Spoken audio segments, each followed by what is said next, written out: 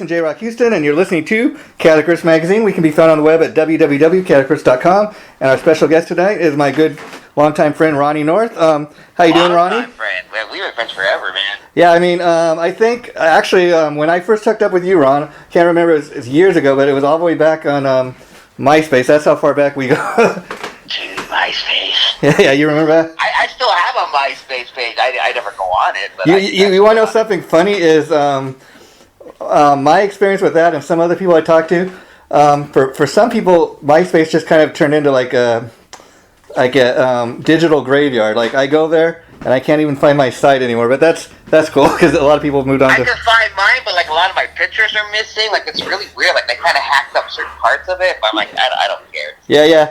Anyway, so Ronny, what we're talking to you about is, first of all, this is for our new On the Record segment where we talk with musicians like yourself about bands and albums that really influence them, and you're of course a huge Kiss fan like me, and you chose to talk about a 1977 Kiss album, Love Gun. But before we get into that, you shared with me that you're getting ready to release a new single called Accidental Happiness. So let's talk a little bit about that, because it's been a while since you released any new music. It's been a couple of years probably. Yeah. And so I just gotta tell you, you sent me a little clip. Well, you sent me the track, and I gotta tell you, I mean, if anybody that's a fan of what you do, I mean, they're gonna love this stuff. To me, it's just a great upbeat tune. So, was there any special inspiration behind the song, or? No way, it's really weird. Yeah, I mean, actually, this sounds so fucking corny beyond all belief. I hate people that say shit like this. Yeah. It's inspired by Karen. Oh wow, okay, that's cool. Yeah, so I mean, I hate people who go, "Oh, it's inspired the love of my life," but I hate people. But you don't. I'm one of those people I hate. Yeah, the reason I ask is because you're known for doing, of course, instrumental guitar music, and oftentimes, a lot of times when you're listening to instrumental music, it's more like it's more based on an emotion a lot of times than where you're listening to a song with lyrics. Of course, you can kind of listen to, okay, what's the song about? What did they write this about? Where it's a lot harder to do that with instrumental music. It is, and a lot of people, I mean, not to rag on anybody. Yeah. I love ragging on people, actually. It's just, a lot of people do it really badly. Not that I do it great, but a lot of people do it really badly. Well, I mean, that's what makes it real hard. Like you, I'm a big fan of like those Guitar Shredder albums from the 80s, but the thing of it is, unless you're like Steve Vai or Joe Satriani, or let's say even Marty Friedman, a lot of those albums, you get an album and it's 10 tracks that sound exactly the same. 10 tracks sound like an Angry Bee, but... oh, no. I think, like, Marty Friedman is, like, right on the edge, man. He shreds it up, but it's still melodic. Like, any further, and it would be totally, like, not listenable. Like, he goes right, pushes it right to the edge. Like, that's about as far as you could go, for that. Yeah. He's such a great guitar player. And of course, when I think of Marty Friedman, I think of all those great Megadeth albums, he did. But what's interesting those is... are the best ones. But, the interesting thing is...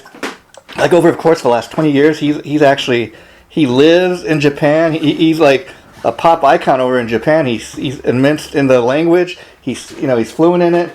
He's like a TV pop star. It's really funny. My Japanese friend that also lives in Tokyo. She was telling me that he speaks. I guess because his wife taught him how to speak Japanese. Yeah. That he speaks like a Japanese woman. Like there's different inflections from men and women speak Japanese, which we wouldn't know because I don't speak Japanese. Yeah. So you never know a difference. Like he speaks in the manner of a woman, how a woman would speak Japanese. Which is kind of funny, actually. Yeah. No, but nothing against Marty. But I think that's kind of funny. Yeah. Only a Japanese person would know that. Yeah. And what's funny is another guy that you and I were chatting about the other day on your Facebook pages. You were saying something about Zakk Wylde, and it just kind of trips me out because Zakk, he's a great guitar player, no denying it. I mean, he's just an overall great musician. The guy can sing. He can sing lead.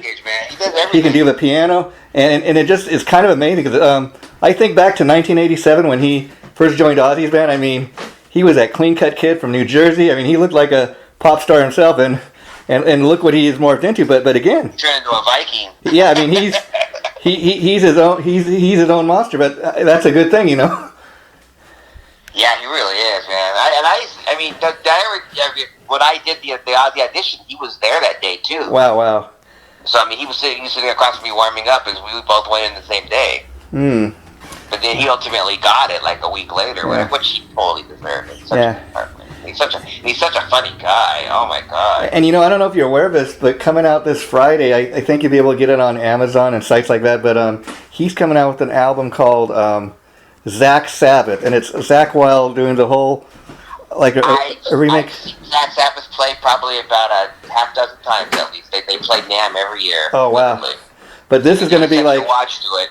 Yeah, but this is going to be like a total remake of the first Black Sabbath album with him, I guess, doing the vocals in it, and you've got some other. That's what Zach Sabbath is. It's just him doing Black Sabbath songs. Yeah, well, that's totally cool. But I mean, if you ever go to NAMM, like he does every year, he does it. Yeah, and Ronny, you're one of these guys that has been on the scene. I'm talking about the LA music scene. For way too fucking long. I mean, I see pictures of you when you were in the band Forever Young, and I was kind of curious. Did that band ever get close to kind of really making it? Because I mean, we did get close, and we had some label interest and stuff, but just right when we started to pick up steam is when the steam just died. Like it just felt the floor caught underneath us. So and all of a sudden there's Kurt Cobain staring at you. And do you stay in touch with those guys? I was just curious, or was there ever any? No, we're still when I did Summer NAMM a couple years ago, I stayed with the drummer, and he's a big time dentist in Nashville now. Wow, well, just think about that, yeah. Yeah, so we're still good friends, and me and the singer Paul are still really good friends. He lives on the beach. Like I talk to him from time to time. We go hang out, have a beer every now and then.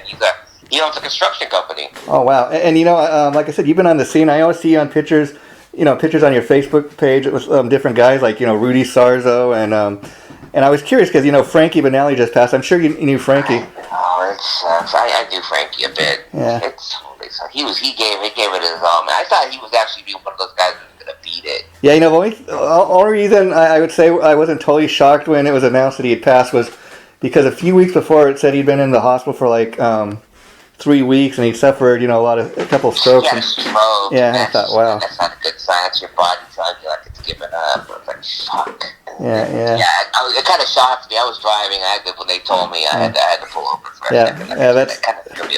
Usually people, even like family, it gets to me, but it doesn't really shock me like that. Actually, that one actually kind of affected me a little bit. It's a major loss. Yeah, it really is a major loss, like you said. And now, now, once you left Forever, what was it, Forever Young? Forever Young. Did you ever get any offers like to join other established bands, or did you kind of just say, okay, it's time? I did, and I still do to this day. Yeah. But it's just like not a good fit, And I don't get me wrong, I don't think I'm too good for anybody. It just has to be a good for me, especially these days. It just has to be a good fit. Yeah, well, because I will say, one gig you did have a few years ago that I was kind of surprised, but I thought he kind of fits that band. I think Missing Persons.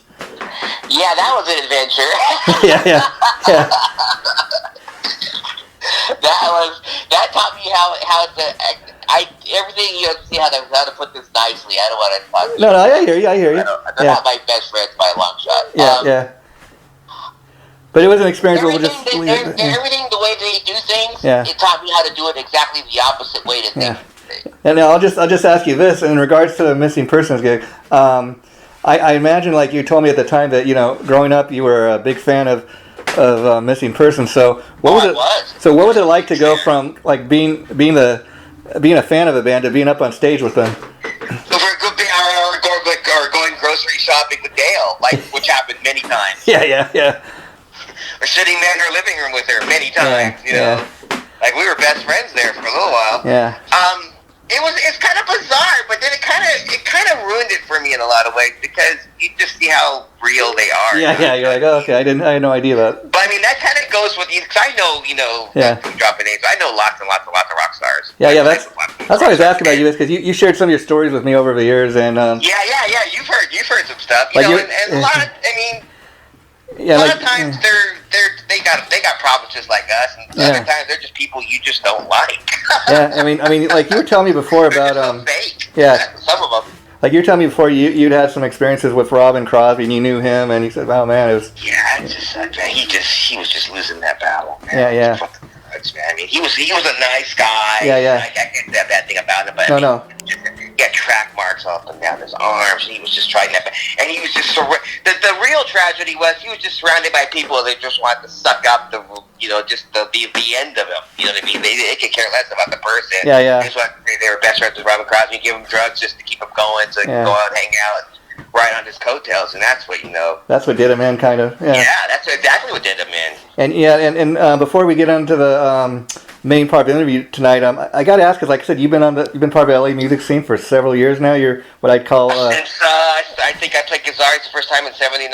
Yeah, and so you've been a part of that scene for all these years, and you're still there. And my question is, especially for this COVID-19 that we're dealing with right now, what's it like, for you as a working musician not to be able, because you're a guy that used to do shows regularly, and then like I just played a festival like 2 weeks ago. You're one of the people. It was really weird. Like, it's the longest I think I've gone without. I mean, I played NAMM, and then I didn't play. I played in January NAMM. Yeah. And then everything shut down, and that's the first time 2 weeks ago that I played since then. And and like you said, that had to be kind of a great feeling. And was it any this like social distancing stuff? Like, you got to be away. No, from... I mean, they kind of checked you at the door. It was like an empty outdoor thing. But I mean, other than that, nobody, it was just like the old days, and there was a lot of people. My only problem with the whole thing was it was like 190 degrees that day. Oh wow, yeah. It was like, it was during the heat. Like, we're getting ready to get it again this weekend. But I mean, that, it was still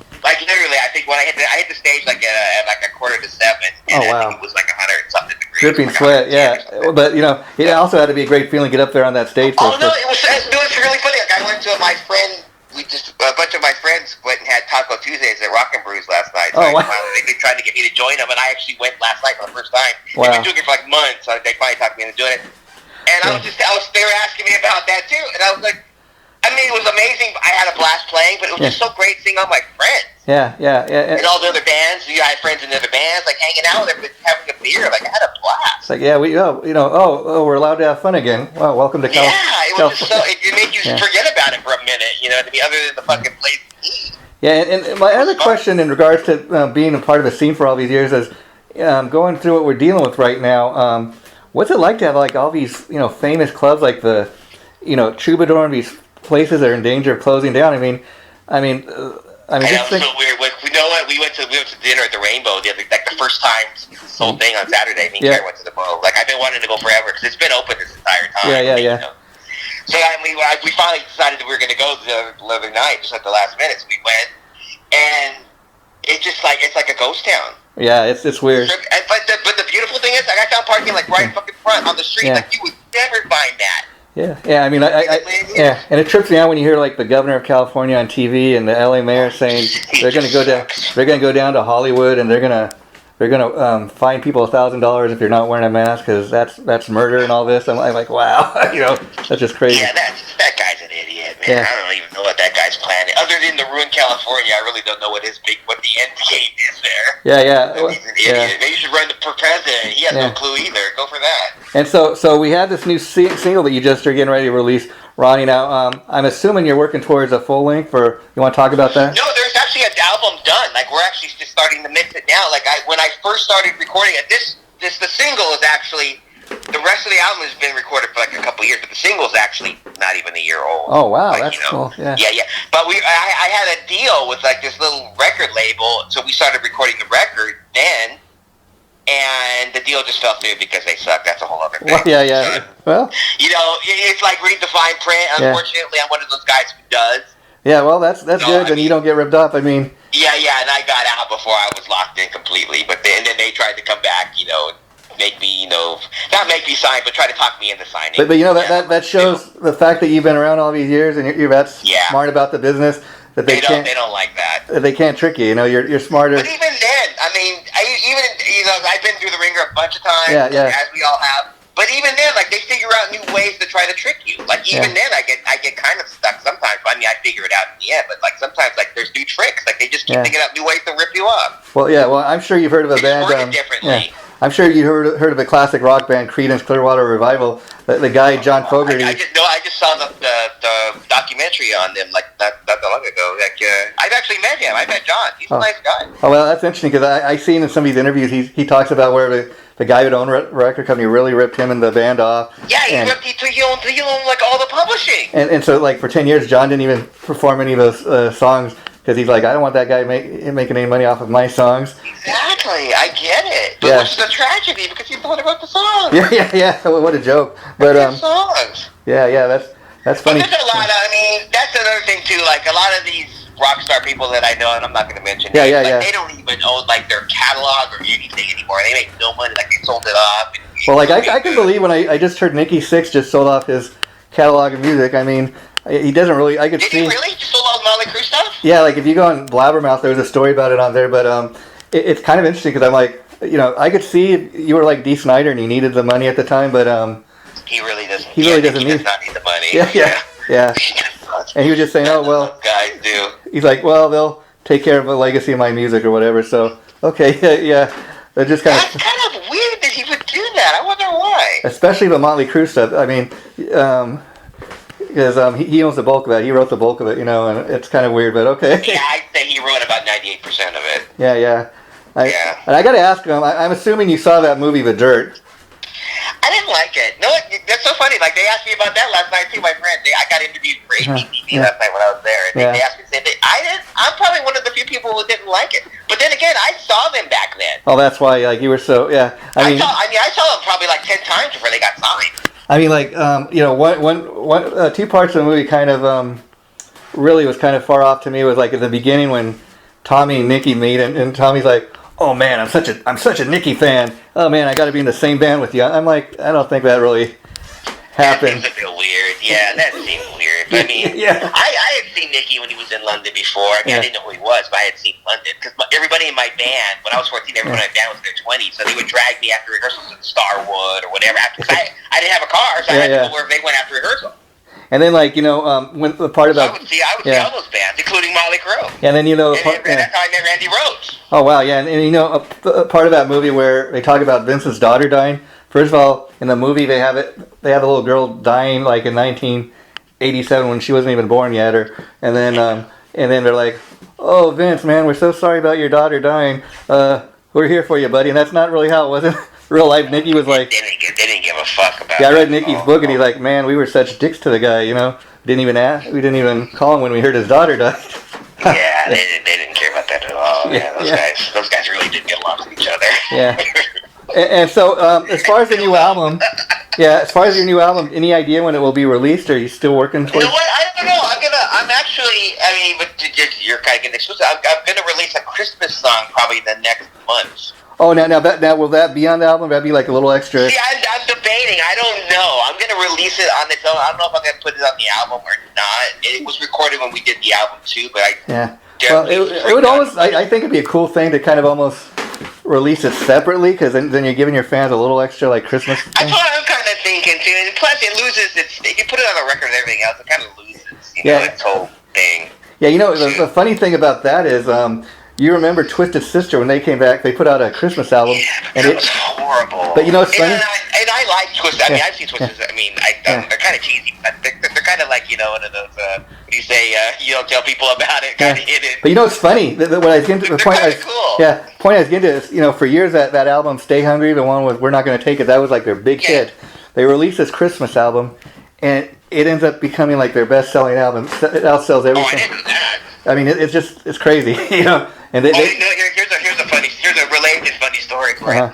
We were at NAMM, God, I would say 10 years ago. We were at NAMM, and we were one of the after NAMM things. And my friend was JJ's guitar tech. Okay, yeah. So they were doing a NAMM thing for one of the companies. So it was like only a limited thing. He got us in, so he walked us through the backstage, put us in front of the stage, and then he had to go work. Yeah. So the show's going on, and they're killing it, and everybody's singing along. I mean, they're just doing all the hits, and it sounds perfect. And like I hear this guy singing behind me, and like with a raspy voice, and he's singing like they were doing "We're Not Gonna Take It," and he's singing like he knew all the words. Wow. And I kept hearing it for like 3 songs, and finally I looked back, and it's fucking Lemmy. Oh wow! He's like standing like right behind, like 2 feet behind us with his cowboy hat, and he got his hand in the air, and he's rocking out to him. Yeah. Yeah, well, that's... Yeah, I get carried. I'm like, look. Yeah, that's another thing that's different about the Rainbow these days. No more Lemmy, but I heard... Have you seen that statue they have up there? I actually, I just saw it the other day, and now there's a big mural of them on one of the walls now, which wasn't there the last time I was. I mean, I haven't been there since this COVID thing started. Yeah, like you said, yeah. Well, that's interesting. Well, we'll definitely, when the new album comes out, we'll have to do a separate interview. You don't know it. I mean, who knows? Maybe I might have to send you like a rough mix of the Christmas song just to get your opinion. Like a few of my friends. Yeah, whatever. Just send me a track or two, and I like get you a review of. But anyways. Yeah.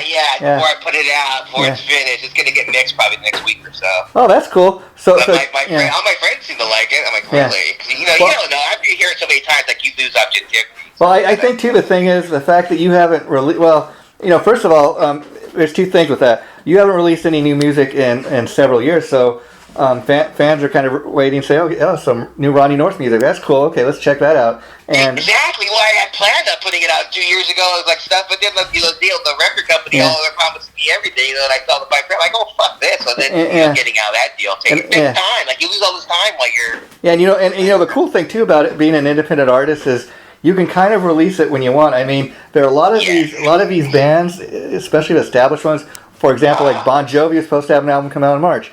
They're like, oh, well, we can't release it with all this COVID stuff. We're going to hold off on it. So now it's coming out in October. And now they have another great new band. I'm sure you've heard of the Dead Daisies with Glenn Hughes now. And they've got an album it's been in the can. It's supposed to come out like a year ago. And they're like, we're not going to release it till June. That's the one that Doug plays in too, right? Huh? That's the one that Doug plays in too, right? Yeah, in fact, you should check that out. They're like a great 70s... No, I've actually seen them. I'm good friends with Doug Aldrich. Yeah. Karabi used to. I've seen them like a couple of times. It's interesting. It's very 70s. What's interesting about it is, like, it does. They really seem to take off once John Karabi joined the band, and he was in there for several years. He did like 2 or 3 albums with them, and then he left last year, and then along with Marco Mendoza. So Marco and John left, and they brought in Glenn Hughes to replace these 2 guys. But it doesn't, and that's the cool thing about the Dead Daisies. It seems like they go through singers and different members, but because I think what I understand, and I might be wrong. Like one guy, the Dead Daisies is one guy, and he pays for everything. It's like a revolving thing of people. Well, what it is it's the guitar player you're talking about. His name is David Lowery. I think he's from Australia. He's the one that started the band, and somebody was telling me that the management of the band is real tight and strict, and kind of like Brian Tishy used to be in the band too, and well, that Lowry guy is the management. Like he got all his money. Yeah. I mean, I'm not gonna say who told me, but a few people have told me. No, but I know he's people that were in the band. He used to own all those shopping malls, like the one that's in the valley, there's a name, the Westfield. His father's a wealthy businessman. And he sold off his interest, which was almost $1 billion. And he's like, I want to be a rock star now. Yeah, and the interesting thing is he's very talented too. But the thing is that I guess the way he runs the band is so tight that he's like, okay, we're gonna go in this part of the year, and we're gonna record an album. It's gonna be released, and kind of like if other guys have things going on, it's kind of like, well, either you can do it or you can't do it. We'll just get somebody else to, kind of fill in, and that's what. No, yeah, I've heard similar stuff. Exactly, they're on salary, and he just pays this guys to be in the band or whatever. And he's got the money to do it. God bless him. And the interesting thing is, I'm very surprised, like you, that you're able to have any kind of success, like people going in and out of the band, but it's kind of like Whitesnake too, in the sense that you get kind of name guys, I mean. Another Doug band. Yeah. I mean, Glenn Hughes. I mean, just think about that for a minute. How huge he is in this band. I mean, but he's such a huge presence. Well, I think that's the thing, though. I think he just pays these name players because it gives it more credibility, and he can get a better deal or whatever. And then in this latest, good for him. Yeah, in this latest incarnation, I mean, he gets to also. This is how you get to be a millionaire. He saves money in the sense that Doug and Karabi. John Karabi and Marco Mendoza left. So we'll get Glenn Hughes. He can play the bass and he can sing lead. So we only have to hire one guy to do that job. Yeah, but you got to also say that guy he's also paying all these guys to be in the band. Oh yeah. So I mean, they're in the band, but I mean, ultimately, it's his whatever the word is from him is the word that goes. You got these major rock star guys in the band. He's the boss. Yeah, that's basically yeah. I heard he's a cool boss, but he's the boss. Yeah. I mean, because the Dead Daisies, like maybe about 10 years ago, they were kind of real big in Australia, but they hadn't really made it over here until John Karabi joined in. I think now Karabi's concentrating on his solo career, so maybe we'll get something new from him. But let's get into it now, Ronny. Let's talk about let's get into it. let's talk about Kiss. I know you're a diehard Kiss fan, especially. I love like 70s and 70s Kiss. Yeah. New Kiss is not even Kiss. It's a bad tribute band with wigs, with really bad wigs. I will say this: the only reason I don't have a problem with Eric and Tommy wearing the makeup, I think I have more problem with it if they tried to pass the guys off as Eric and Ace. And they do. Well, what I mean is they don't go up there and saying, "Okay, this is Ace Frehley in the band." No, but they pretty much just go short of that. Yeah. They do. I mean, I've been to several shows, of the new era, and they pretty much do. And if you didn't know any better, you would think that they were like a newer fan would not know the difference. Yeah. I mean, you can kind of tell they're passing it off as that. Yeah. Now, as far as being a Kiss fan, a few years ago, weren't you part of a Kiss football team as far as getting to go down? Yes, I went. I had season tickets for both seasons, actually. But because I know Nina Strauss, she got to play guitar and do some music. Yeah, I saw Nina there a few times. I'm friends with Nina now. I met Nina. I knew of her before then, but I actually met her during that. Oh wow! So that's what I was asking. Were you part of a show, or did you just go down and as a fan and check it out?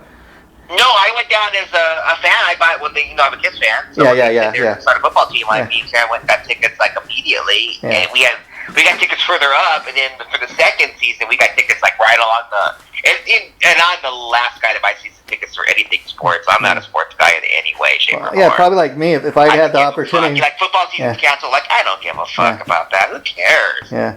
But it was so much fucking fun, man. See, I think the team sucks though. Yeah. The team was horrible. You could beat the team. It was just they were the worst athletes ever. They just literally would get by. I mean, every game they were losing by 50-3 or 105-2, or just getting wiped out. Yeah, and Gene and Paul, I just don't see them investing in something like that if it's not making any money. I think they were into it at first until they realized that the team just sucked.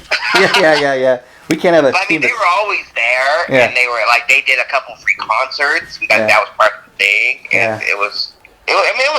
It was fun. The first year, they were going pulling out the stops. Yeah. They're doing right between first and second quarter, they have some monster trucks come out and crush some cars. Yeah. They had strippers hanging from cages. Wow. It was crazy. I remember years ago hearing that around the time of Unmasked and Dynasty, they were thinking of having. I remember hearing Bill LaCoin talk about, they're going to have a Kiss world where it's going to be like a circus. I mean, they tried to. That's in one of the Kiss books. Huh? Yeah. Yeah.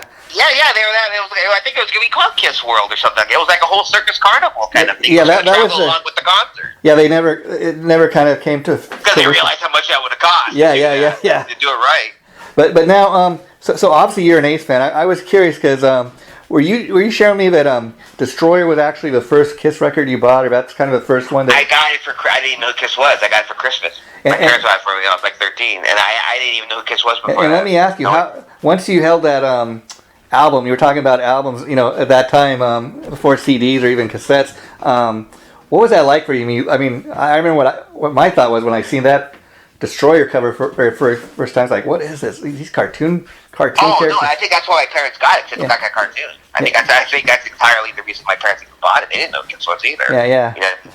They just look like a cartoon. That kid will love that. Cool, I'll get that. You know what I mean? And it just worked out. I loved it from the minute I heard it. I loved. And then, wow, do you remember, when you saw that cover for the first time, was there one member that you were kind of drawn to right away, or did they just kind of all? I thought they were all cool, but I think I was just drawn to Ace because I was just starting to play guitar at the time. Wow. That's. So he was the lead guitar player, but him and Paul, I think, I gravitated towards, but I think Ace because he was the lead guitar player, and I wanted to be that. And then I got the record, and then that spring we went and saw the show. Oh, wow. It was already the record had already been out probably 6 months. At that point, Kiss was putting out 2 records a year. Oh yeah, back then they did for sure. Yeah. So that record was already at the tail end of it, 6 months, and then Love Gun came out shortly after that, and which I got the day that it came out. You know what a great album to kind of be your introduction to Kiss, because that was kind of when. I know. Yeah, perfect. That was kind of when Kiss went pop, and what I mean by that is they at that point in 1976, they were all over the radio. I mean, you couldn't turn on the radio without hearing. Well, see, that's the thing. Yeah, because I got that, and then like immediately after, probably like a couple weeks after I got Destroyer, I got Alive. Yeah. Kiss Alive. And let me ask you, like, when you went to the concert and you seen that, I mean, that had to be a cool thing. I mean, see it live, see the makeup. Oh, it was the greatest thing I've ever seen. And that was the Alive 2 stage and the Alive 2 everything. Like, that was the whole, at the LA Forum, like the flash pots and the riser thing, smoke, and I had never seen anything like that. With Cheap Trick as the opening band. Wow, how cool is that? Like, I had never seen anything. Like, I didn't even know how to even take it. And that was like my first concert. I had never known. Yeah, I got to ask you, Ronny, mentioning Cheap Trick, okay, everybody, like, when they think of Cheap Trick, the song they really go to is I Want You to Want Me off of Live at Budokan. I don't know if you've ever heard the studio version. You can check it out on YouTube if you want, but... no, that's the thing. Like, both the early Cheap Trick records and the early Kiss records, they're just so... The production is just so wimpy. Yeah, but you know what's funny? So, I actually heard the original studio version, and I tell you, it almost sounds like a different song. I mean, even though it's a studio version, it sounds almost like a swampy country song. Where you... Well, that's the thing. Like, like live, it was heavy. Like, I heard, I saw it live, and I went backwards. I didn't know any words till after the fact. So, then I go get the records. They'll sound awesome. Yeah, I mean, I'm like, what the fuck is this? I mean, I hear Live at Budokan. It almost sounds like two different songs. I'm like, wow, they really made that song. Yeah, see, Live at Budokan is how they sounded when they were opening for Kiss. Wow. Yeah, and now let's get into Love Gun, because that's the one you said after you got into Destroyer. This was the first album you then bought yourself, Love Gun, and by that point, it had to be a great experience to go see the band in concert, because you actually got to see three of the guys, get up on stage and sing, and then Love Gun comes out, and each of the guys have a song on the album. That's got to be a pretty cool thing. Oh, it was awesome. Yeah, it shocked me. Yeah, totally. Yeah. And what did you think, like, when you heard that, Ace is your favorite member, you hear him, oh, wow, he's singing a song finally. He's got a song on the album. I mean, that's got to be pretty cool, because... that was awesome, yeah. I mean, my favorite Ace song is Rocket Ride, but that's probably... Well, actually, no, that's same because of Live 2. Yeah, that's right after Live 2, then they released the solo albums. But before we get into that, I'd like to ask you, because, if you go back and you listen to like the early Kiss stuff, like even let's say Hotter Than Hell, okay? Ace, for example, he wrote the song Parasite. He wrote the song. He did Cold Gin too. Yeah, Strange Ways. And in the early days, he didn't feel comfortable as his ability as a singer, so he'd usually have Gene or Peter do his songs. But like, I mean, I love Strange Ways, but I'm like, man, I would love to see him do a new version of that with him doing the vocals, He does when he tours. Yeah. I mean, I go see him play every time he's in town. I go. He does all those songs that he sings.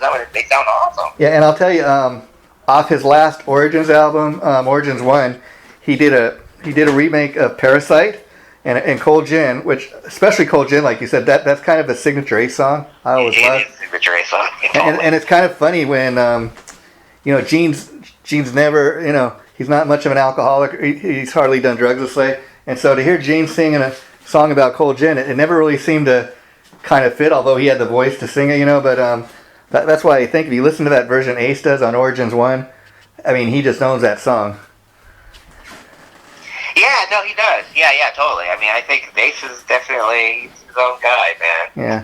And by far, the solo album is the best one. Yeah. And so, going back to Destroyer, since that's kind of your first exposure to Kiss, I mean, you look at, pretty much like me, I'm sure, if you look at that Destroyer album cover, it's almost like you're looking at these guys are standing on top of a world, they're taking over a world, or something like that, and then kind of, you look at that Love Gun album cover, and it's also kind of in your face, but kind of like, okay, we have arrived, we're on stage, we're... Yeah, they're getting the superheroes with all these women, like, laying at their feet, and that was just like, whoa. Yeah, and you're kind of like having that dream, so when you put that Love Gun album on for a first... Well, let's talk about, first of all, a lot of people may not realize, like you and me, Ronny, back in the day, you buy Kiss albums such as Love Gun, and you open it up, and it's more than just a record inside the cover. They had an actual booklet. You got Love Gun. You got that little cardboard Love Gun. And they used to have things like join the official Kiss fan club. I I used to love all that stuff that came in the album, especially the Kiss albums. They always had great artwork and there were all kinds of stuff inside. And Yeah. But like when you very first time you listen to the album, covered, I guess from side 1 to side 2, was you probably loved it all like me. But was there a track that really stood out to you? I know you mentioned "Shock Me," but were there any other? I Stole Your Love. I love that song. Yeah.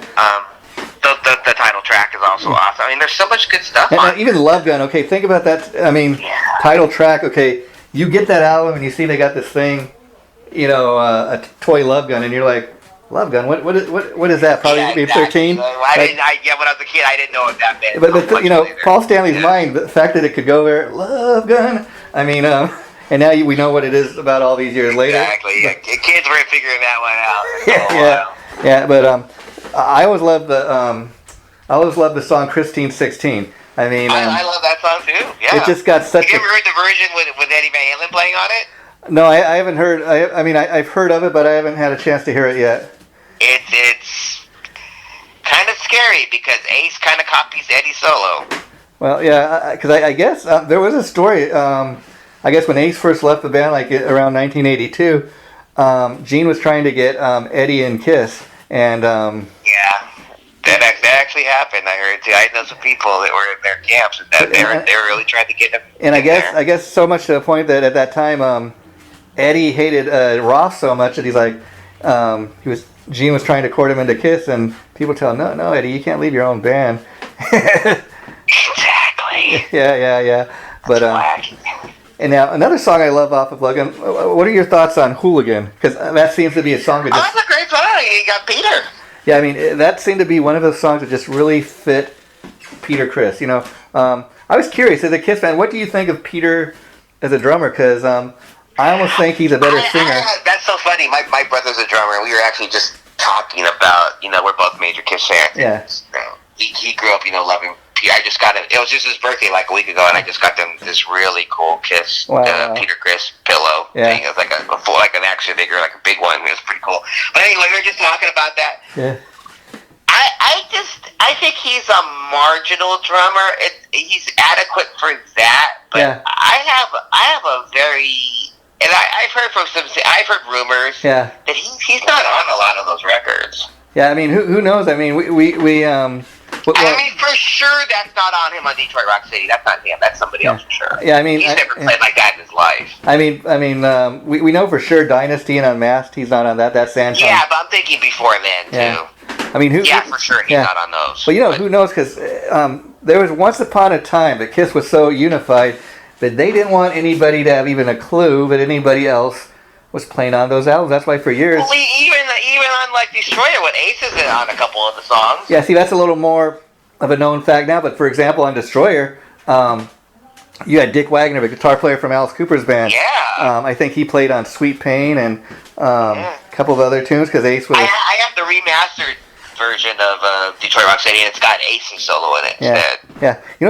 I don't know if you got a chance. A few years back, they released like a new updated version of Destroyer.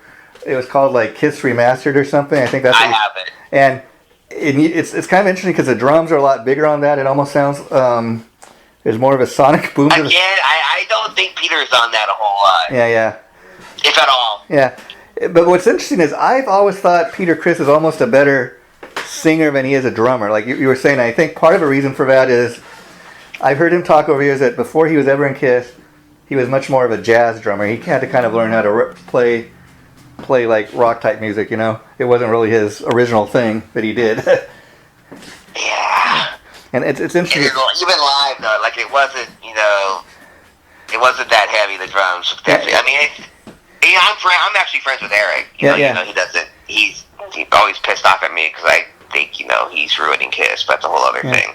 Well, I mean, it sounds much better with him because he's a heavier drummer. And same with Eric Carr. Eric Carr was a great drummer. Yeah, well, I'll tell you the thing I love about Eric Singer joining Kiss. Okay, especially if you go back to Revenge, that was such a great album. But Eric Singer, when he joined the band, nobody had any idea, and I don't think maybe he did either. What a great lead singer he is. I mean, they start like having him sing like Nothing to Lose and songs like that in concert at Black Diamond.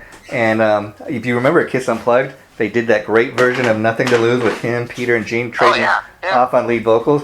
And I don't know if you're friends with him, so maybe you're aware he did this. He had this thing called the Eric Singer Project with John Corabi, him, and Bruce Kulick, and like he does a great version. You can check it out on YouTube of there's this old Montrose song called 20 Flight Rock, for example. Eric does a great lead vocal of that. It's actually originally a Eddie Cochran song. He can sing. Yeah, he can totally sing. He's a talented guy, that Eric. That's what I think he should do when Kiss plays its final gig, is maybe do some type of solo project, because I'm sure he'll end up doing something, man. He's not a dumb guy, man. Yeah. I mean, he's not your average drummer that's an idiot. He's a smart guy. I mean, that's the thing I was going to say. Business savvy. People say what they will about Eric Singer playing in Kiss, but I think most musicians, if you had a chance to get a well-paying gig like that, who wouldn't do it, you know? No, I get it. And the same thing about the makeup. It's not his fault that he has to dress up like Peter Criss. Yeah, I mean... he's not the boss. I mean, I don't approve of it. Yeah. I don't blame him for doing it. I mean, like, a better example of what I'm talking about, I guess, is like, I interviewed recently, I don't know if you know who Phil X is. He's the guitar player in Bon Jovi. And he's married to my friend. Yeah, I know Phil. But you know, he's a cool guy, and he's got his own kind of solo band on the side. Yeah, he's pretty cool. And I was talking to him. I said, you know, just think what a cool gig that must be, you know, Phil, that you have. I mean, you're not Richie Sambora, but at the same time, it's got to be a great paying gig. You know, let's be true. I mean, he's a million times better than Richie Sambora. You know, the only thing that separates him from Richie Sambora is, you know, Richie Sambora is the OG guy. Yeah, well, you know, again, I was interviewing Phil X not too long ago. You know, I mean, Richie Sambora, we won't even get into it. I mean, I have nothing against Richie Sambora, but I mean, let's just face it, he wasn't a good guitar player. Yeah.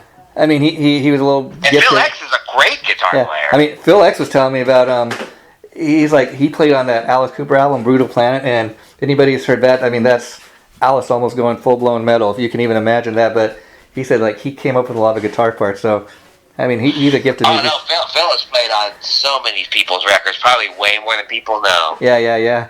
And, good for him, man. That's a good gig. Yeah, so, you know, so great job there with Phil X, because he's a super talented guy, and, I remember when they were looking for it, like the word went out that Bon Jovi was looking for a guitar player. Uh-huh. Like I got reached out to. I never went audition, but they reached out to me. But I mean, you had to. What did they tell me? You had to learn like 20-something songs, which is easy, or whatever. Yeah. But then you had to be able to sing them as well. Yeah. Yeah, because you know they needed somebody who had a really strong background. Like I'm out already. And you know, with Phil X, people forget too that he was the guy that replaced Rick Emmett in Triumph, if you can even believe that. Yeah, I know. I didn't find out about that till later. But he was also in Tommy Lee when Tommy Lee had the solo band. He was a guitar player. Oh wow! I wasn't aware of that. Yeah, all those Tommy Lee records are Phil on guitar and the videos. Yeah. And you know, getting back to Love Gun, it's kind of interesting because you were introduced to Kiss through Destroyer when they were like at the top of a heap, and Love Gun. And so, I think Love Gun was the peak of it. I think the Destroyer got it going. I think Love Gun was like the peak of their success. 77 was like the peak of it. And at the same time, it's like two different kind of you know, things at the same time, because you got Destroyer, which was definitely Bob Ezrin. I mean, he was a major part of that. Oh, I know. That's the thing too. Like Love Gun, like the production's a lot rougher. Yeah, Eddie Kramer. Yeah. I mean, yeah, it's a lot rougher, which is cool. Yeah. I mean, just like, you know, Rock and Roll Over, man. That production's really rough. Yeah, and it's kind of interesting too, because Eddie Kramer, like, I think he's the perfect producer, like, for Ace Frehley's sound, because I mean, all those years after Ace had left Kiss, I mean, the very first thing he puts out is that Frehley's Comet album, and he goes back to working with Eddie Kramer. I mean, that was a perfect debut solo album for Ace Frehley to come out with, you know, back in 1987.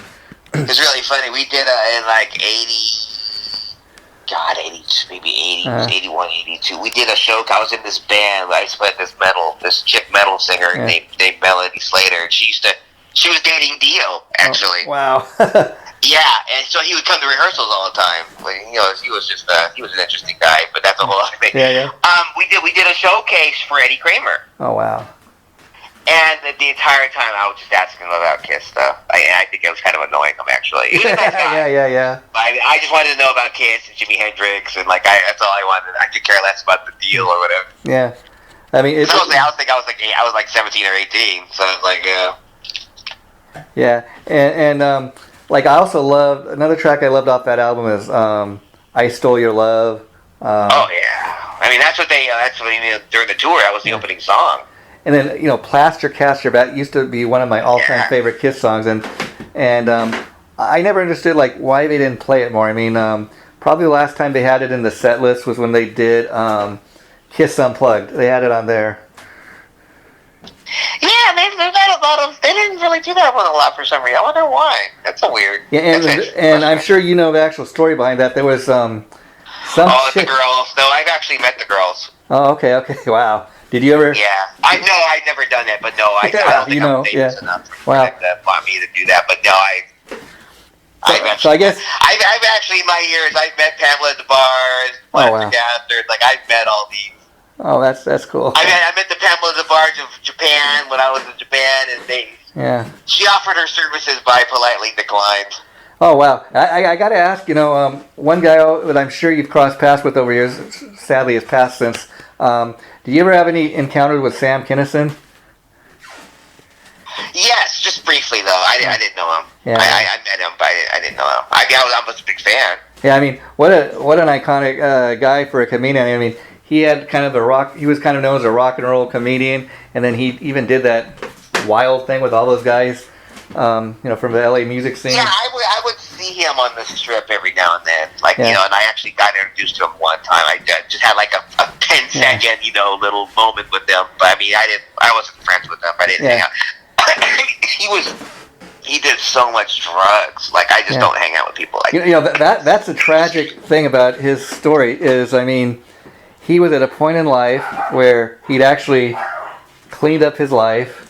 He'd gotten married. He was just coming off of his honeymoon, and then he's killed by a drunk driver. Yeah, it's just really weird. Yeah. Just talk on about that road just outside of Laughlin. That's just bizarre. Yeah, and do you have any experience, I'm sure, with any of the guys in Dokken or Don Dokken specifically? I've hung with Don a few times. We have mutual friends. I mean, we're not good friends. Yeah, I understand, but you've encountered him. Yeah, George too. Pilsen produced the Forever Young record. Oh, really? So I know Pilsen probably better than any of them. Oh, wow. Yeah, he's a super talented guy, Jeff Pilsen. Now, the reason I was asking is Don just released this latest Dokken album. It's called like The Lost Songs 1978 to 81. It's like a lot of his early songs, I guess, that he had when he was in Germany in the early stages of... Is it with George or before George? It's actually before George. And if you actually go on YouTube later, just type in like... I mean, no offense, but then why put it out? Well, I'll tell you why. He's got like... That's like putting out a Van Halen record without Eddie. Well, I guess he's working on a new album, but I guess the reason he put this out is just kind of for the fans to hear, because he's got stuff on here with like from when Juan Crocier was in the band. And he's the original Dokken bass player. Yeah, of course. And then he has another guy that plays on some of his stuff, Greg Leon. He's another guy that was briefly in... he was kind of an LA... I briefly had encounters with him. I don't know him, but I mean, I remember him when I was first starting to play the Strip. Like, he was the guy. Yeah, like he was telling me, like he was a guy he was the guitar hero of the Strip. Like, he was a guy that... Randy was already gone. Randy was already, like, famous. Like, those guys were already famous. Yeah, see, that's the thing. This guy, Greg Leon, I talked to him a few times over the years, and he was sharing with me, like, that he was briefly in Dokken, like we said, and... he's from the era of, like, with Warren and George and all those guys. And he was also briefly in Quiet Riot. He filled in for when Randy first left, and he was telling me him and Kevin Dubrow used to hate each other. He said, but luckily, me and Kevin got a chance to make up before he passed away. Kevin was not a nice guy. Yeah, that's what I heard back. Yeah. No, I knew him a little, and we did some shows when he got... I saw him play Quiet Riot. That's how I met Randy. I saw him in Quiet Riot. Oh, wow.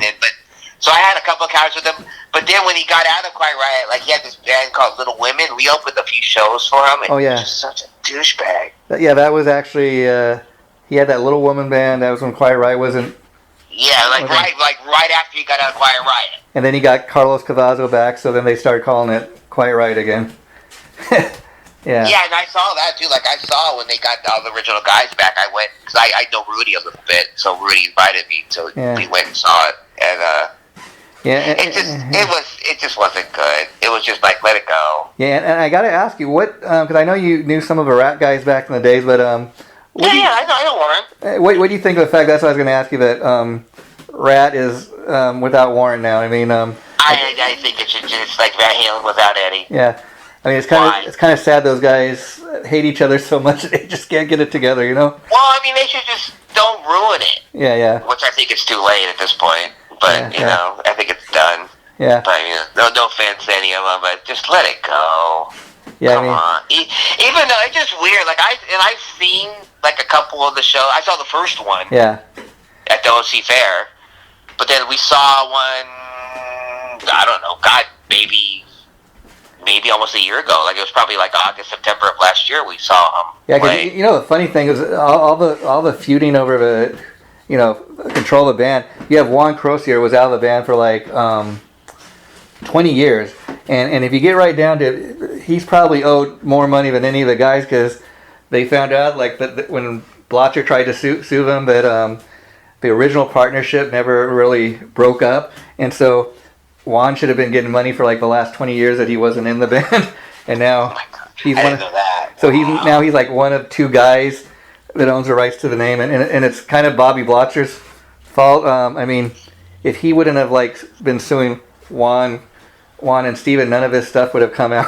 Yeah, but don't even get Blotzer is just that's a whole other thing. Yeah, I mean he's I've never actually met the guy, but I talked to him like over the internet, and I just say he's not a nice dude, and I just think he's really not. If any of those guys have a right, though, I would say to carry on with the name would be at least. I mean, I would be as long as you got Warren and Steven, it doesn't really matter who else is in the band.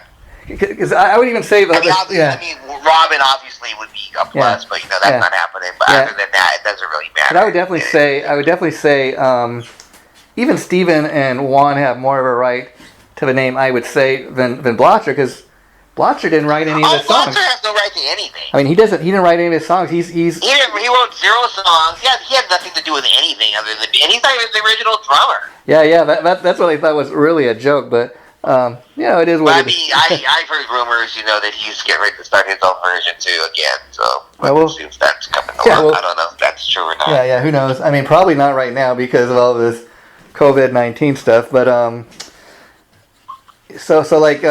got to ask you. It's hard to do, I know, Ronny. But back to back, like if you had to pick of these two albums, like a favorite Kiss album, could you do that, or is that kind of too hard? I would say probably Love Gun. I don't even know. I just have an affinity for Love Gun, but I like them all. I mean, that whole era was just the best era. Rock and Roll Over, Destroyer, Love Gun. And you know why? Even Dynasty to an extent, but Dynasty's kind of a mess a little bit. And you know why? It's got weird production, and it's weird. You don't have Peter too. Yeah, you actually have good drums. Like, and people kind of consider Dynasty is a real last Kiss album. I dare say even. It kind of is. It's kind of the end of the era. I was gonna say I'd almost think Love Gun is really the last real Kiss album. And I'll tell you why. It is. That's before Kiss-like.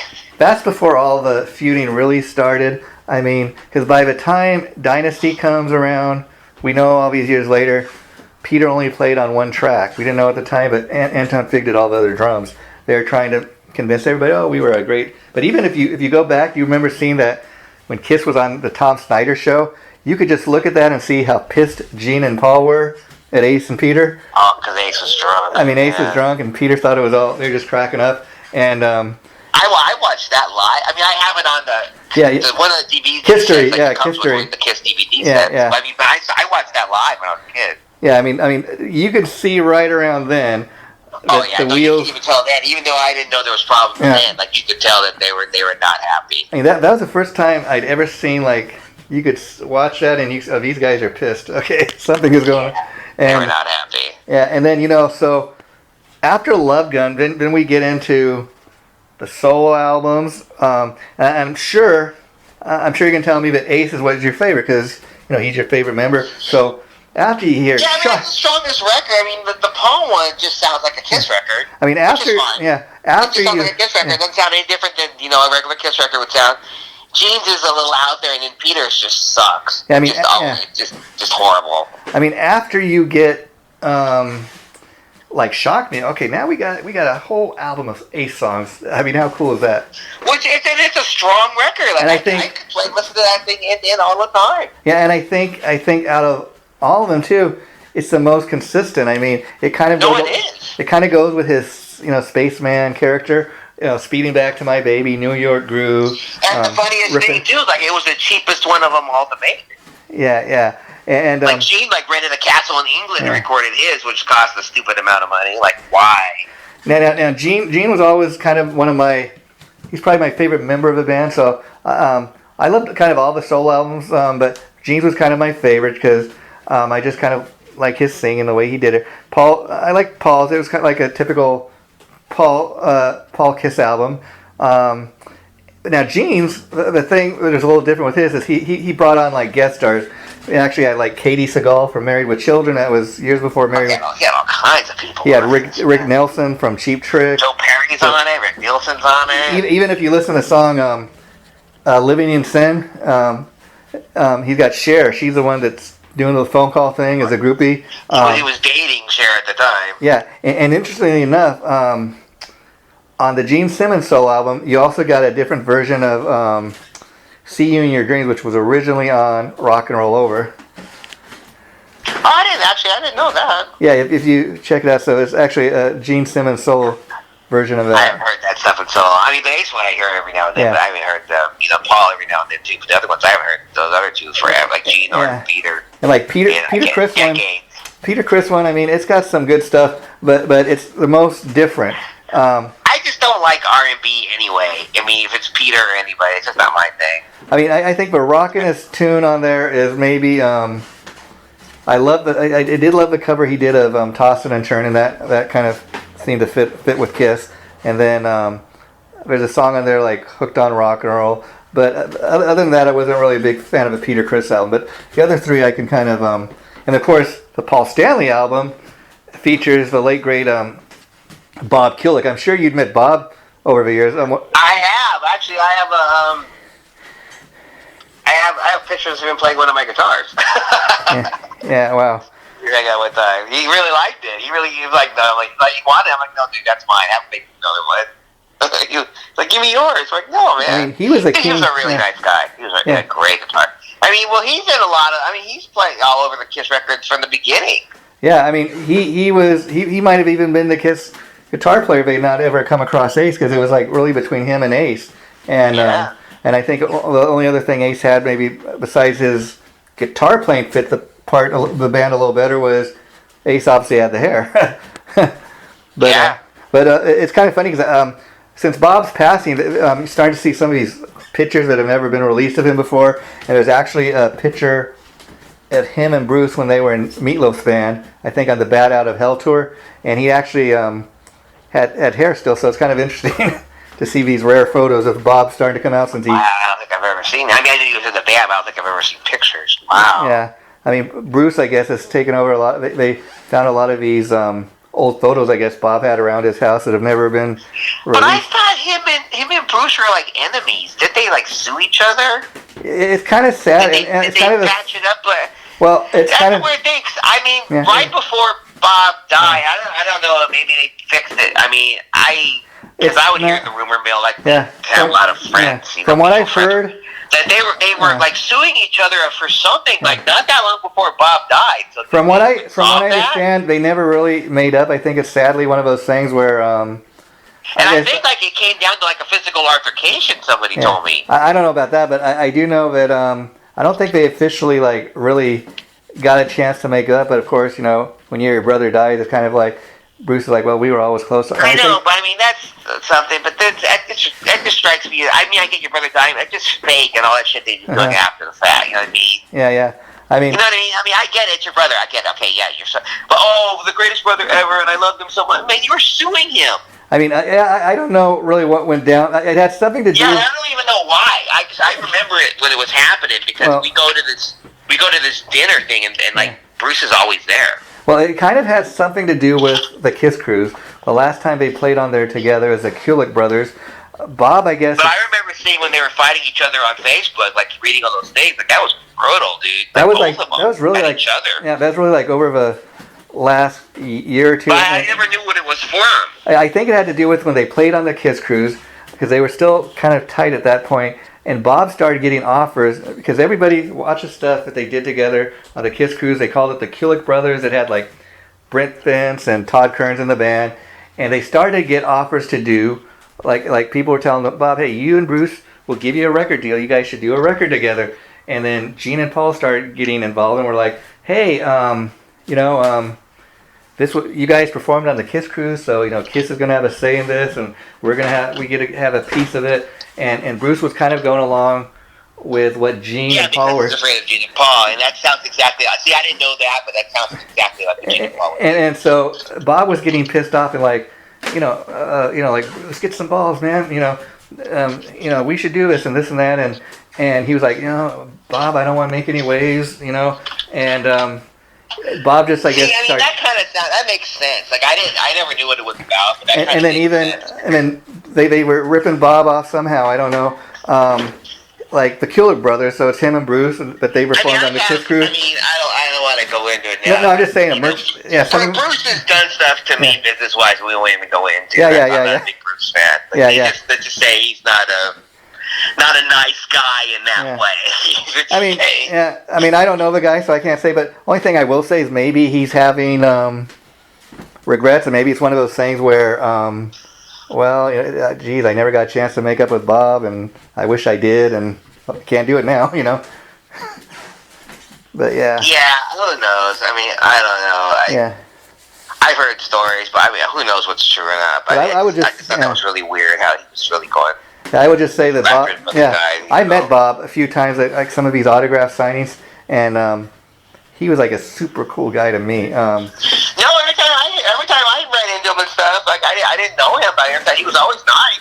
And I mean, and there was a thing to his guitar playing. I mean, if he wasn't such a great guitar player, Gene and Paul would not have had him ghost on all those Kiss albums. I mean, he's played on many other records too. Yeah, but See, and that's the sad thing is up until like a year or two ago, it's been well known for many years that Bob played on those albums now, but like in the early 90s, up until that point, nobody had known.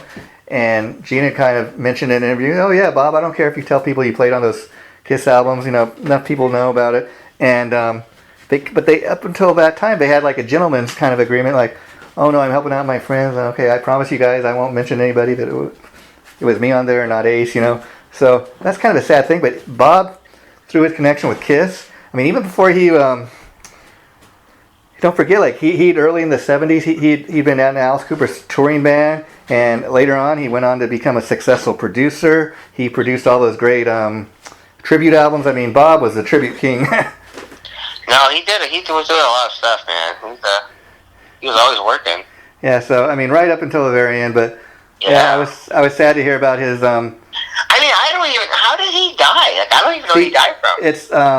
It's nothing has officially been announced, but from what I've heard a few people talk about or hint at is supposedly some people say like he was. They don't say it totally, but like they hint that he was suffering from mental illness. It almost sounded like somebody made it almost sound like maybe he did himself in. I don't know, but nobody's totally come out and said it. I mean, even so much, I heard Eddie Trunk talking about it and saying he recently interviewed Bruce, and he's like, oh, I interviewed Bruce before his brother Bob passed away, and I want to be respectful to Bruce and this and that. And he's like, Bob was wanting to come on my show and interview him the last couple of years, but he was saying some really nasty things about Bruce, so I didn't think it was appropriate for him to come on. Yeah, I mean, up until right before, I was hearing that they were still battling, so I would hear little bits and pieces from, friends. So it kind of it ended for the brothers, I guess, on a sad note, but that sucks. Yeah, he's gone. That sucks.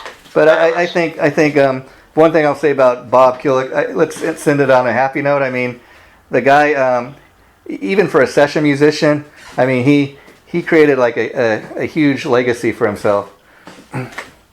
Just musically. And he was a great guy. Too. I mean, anybody that's a Kiss fan knows who Bob Kulick is, and it's kind of interesting. And he's one of those people too. Like, I know lots of people. I mean, but he's one of those people. Like, when you would talk to him, like he would give you his attention. Like a lot of these guys, and I also won't mention names. Like they're talking to you, but they're somewhere else. Yeah, I hear you. They're not looking you in the eye. They're just kind of just waiting for it to get over with. Like Bob would actually give you the time, look you in the eye, and appreciate it. You talking to him and everything. He's one of those guys. Yeah, and then So I at least say if you're a Kiss fan, you definitely know who Bob Kulick was. So and he was interesting cat because besides being a super nice guy, the few times I met him, super super talented. I mean, he didn't look like a rock star, if you know what I meant. But yet he's a tiny guy, man. But look at what he was able to kind of accomplish in his lifetime. It was all about the playing. Yeah, it really is, and so that's all I got to say. But Ronny, it's been great catching up with you. I could talk to you for. No problem, man. Anytime, man. It's always a blast, when we chat. So yeah, we'll have to make sure it's not 4 years again until we do this. But yeah, exactly, right. But I will say this before I let you go. When the new album's ready to drop, kind of maybe send some tracks my way, and I'll be happy to write up a. No, what? Yeah, I might. I mean, there's some stuff that's already been rough mixed. Maybe I'll send you some stuff just to get your professional opinion. Yeah, and then when you're ready to do so, maybe that way we can talk specifically about the new CD and some of the other but there's going to be, on a related note, there's going to be a video for it. They're actually editing it now for the song, for Accidental Happiness. We shot a video for it, like, months ago. Oh, okay. And they're just down for editing it now. Like, it should be done, like, any day now, the video, hopefully. I was hoping to have the video out before the song got mixed, but it's not working out that way. Yeah, and I got to ask, before I let you go, Ronny, because I know what a huge Ace fan you are. I'm sure you've heard of the Origins 1's album, and then, like 2 weeks from now, the second volume of that's coming out. I'm sure you're going to... Yeah, I don't know what I think about it. I've heard them. I just don't... It just doesn't sound like an Ace record to me. No offense to Ace. I love Ace. It just sounds like it's something like some guys, like they wrote some songs for him to do, and put him in, like, here, just have Ace play on it.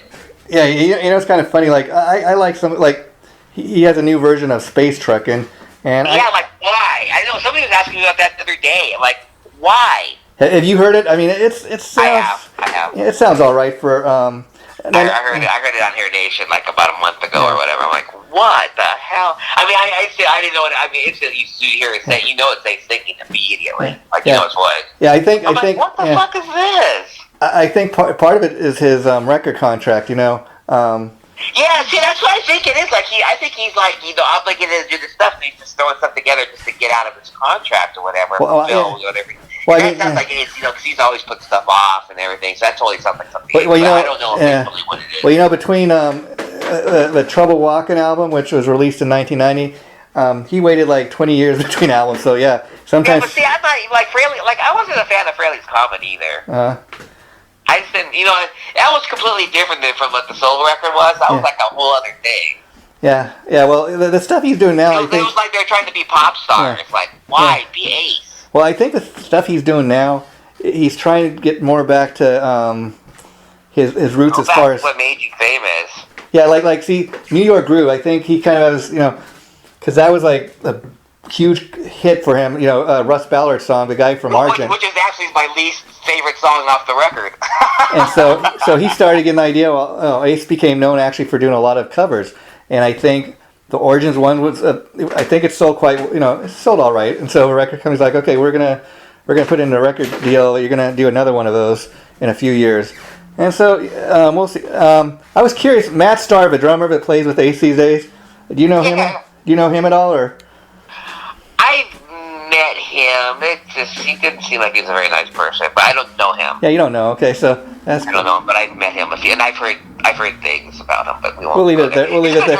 Yeah. He seems like a good drummer for what Ace does. That's why I was asking. Yeah. No. Yeah, and no, when I saw Ace's last tour, like he has these guys that are like all brothers. Well, actually, he's got one of the guys. Like in the 90s, they had this band called Hair of a Dog. I think the guitar player Ryan Cook, he used to be the singer for Hair of a Dog, and then they got some of the guys. Oh, I saw that. I've seen them play a few times. Yeah, I think they got some of the guys in his band now. Yeah, like a bunch of the guys are in different bands now, but yeah, they were like signed to like MCA or something. Yeah, and some of the guys he's playing with now were actually in the Gene Simmons solo band when Gene went out a few years ago and was doing some solo gigs. So I think that's where he got a lot of the guys in his band that's playing with him now.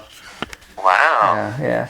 And one other cat I got to ask you about, I'm not sure. He's real popular on the tribute scene. Have you ever heard of Raleigh DeVore? He plays I like. have not. Oh, Interesting name though. Yeah, he's a drummer that if you've heard of a Kiss tribute band, Priss, he plays with them, and then Is he in LA? Yeah. He's in Priss?